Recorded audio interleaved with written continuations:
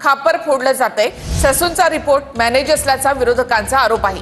मंगेशकर रुग्णालयामध्ये डिपॉझिट मागितलं गेलं की नाही यावर रिपोर्टमध्ये मौन आहे।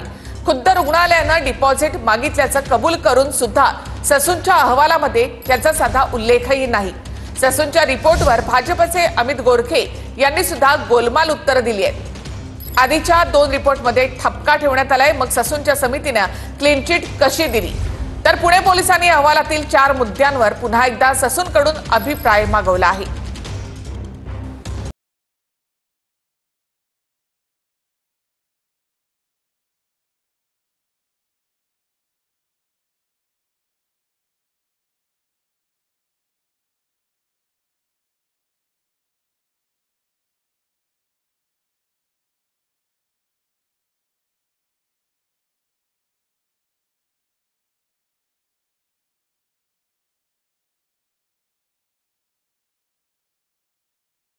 आलेल्या ससूनच्या अहवालात मंगेशकर रुग्णालयामध्ये झालेल्या दिरंगाईचा उल्लेखच करण्यात आलेला नाही।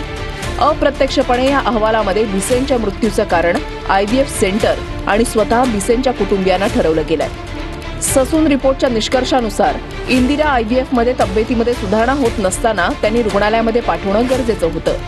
अति जोखमीच्या स्थितीमध्ये मल्टी स्पेशालिटी रुग्णालयामध्ये नेण्याची गरज होती, पण तसं केलं गेलं नाही। मंगेशकर रुग्णालयामध्ये 5 तास थांबवलं होतं।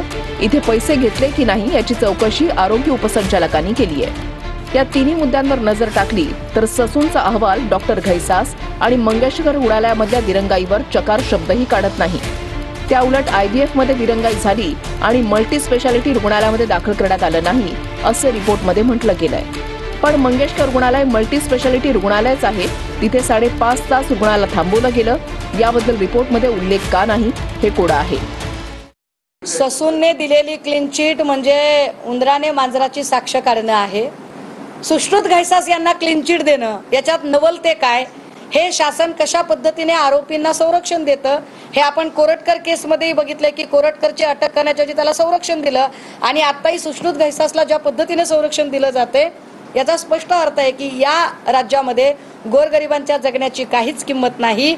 CM म्हणजे कॉमन मॅन, DCM म्हणजे डेडिकेटेड कॉमन मॅन हे फक्त जाहिरातीसाठी वापरले जाणारे ग्लॅमरस आणि ग्लोरियस शब्द आहेत। वस्तुतः इथे कॉमन मॅनच्या आयुष्याची काहीच किंमत नाही।